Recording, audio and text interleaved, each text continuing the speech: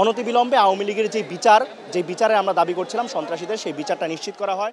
আজকের এই 5ই অগাস্টে কাঙ্ক্ষিত প্রত্যাশার ঘাটতির কথা বলার আগে একটা কথা না বললেই নয় যে আমরা আসলে একটি স্বৈরাচারী সরকারকে এই দেশ থেকে হটাতে পেরেছি, এবং আরও গুরুত্বপূর্ণ যে বিষয়টি সেটি হলো যে এই স্বৈরাচারী সরকারকে হটানোর পরে বাংলাদেশের জনগণ এতটাই রাজনৈতিকভাবে সচেতন হয়ে উঠেছে, নিজের অধিকারের কথা বলছে, নিজের নাগরিক মর্যাদার কথা বলছে। এর ফলে যেটি হবে যে ভবিষ্যতে আর কেউ আসলে স্বৈরাচার হয়ে ওঠার কিংবা এই দেশের মানুষকে শোষণ করার মতো যেই সাহসটুকু সেটি হয়তো করবে না। কেউ যদি এই দুঃসাহসটুকু দেখায় সে কিন্তু ব্যর্থ হবে।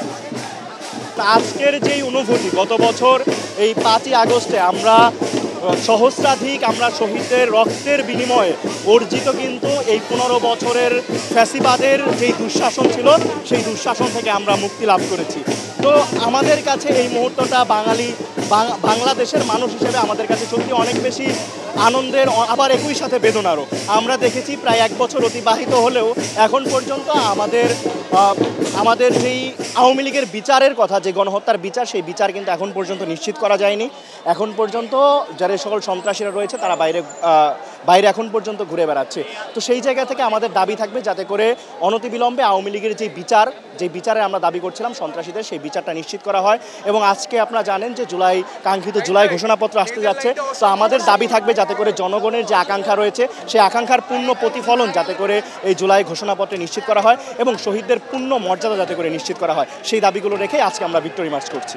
1 বছর হয়ে গেল, আজকে আমরা বিজয় পালন করছি, কিন্তু এখন অবধি যারা গত বছর গণহত্যা চালিয়েছে, খুনের পর খুন করেছে, মানুষের জীবন কেড়ে নিয়েছে, ছাত্রদের উপর গুলি চালিয়েছে, কেউ একজনের বিচার এবং বিচারের প্রক্রিয়া যে দৃশ্যমান অগ্রগতি, সেই দৃশ্যমান অগ্রগতি আমরা এখনও লক্ষ্য করতে পারিনি। এটি খুবই দুঃখজনক। আজকে 1 বছর পরে বিজয় উৎসব পালন করতে এসে আমাদের বলা হচ্ছে। একই সঙ্গে শহীদ পরিবার এবং আহতদের যে রিহ্যাবিলিটেশন, যে পুনর্বাসন করবার দরকার ছিল, সেটিও গত 1 বছর হয়নি। এটিও আমাদের জন্য দুঃখজনক।